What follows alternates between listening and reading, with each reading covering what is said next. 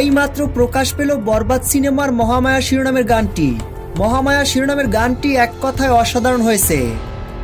বরবাদ সিনেমার মহামায়া শিরোনামের গানটিতে কণ্ঠ দিয়েছেন বাংলাদেশের জনপ্রিয় কণ্ঠশিল্পী নোবেল ম্যান।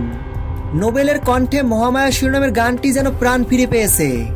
শাকিব খান ও ইদিকা পাল বরবাদের মহামায়া শিরোনামের গানটিতে অসাধারণ পারফরমেন্স করেছেন।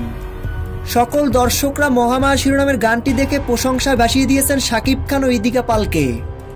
পরিচালক মেহেদী হাসান হৃদয় মহামায়া শিরোনামের গানটিতে শাকিব খান ও ইদিকা পালকে এমনভাবে প্রেজেন্ট করেছেন যেটা বিগত দিনের শাকিব খানের কোনো সিনেমার গানেই প্রেজেন্ট করা হয়নি।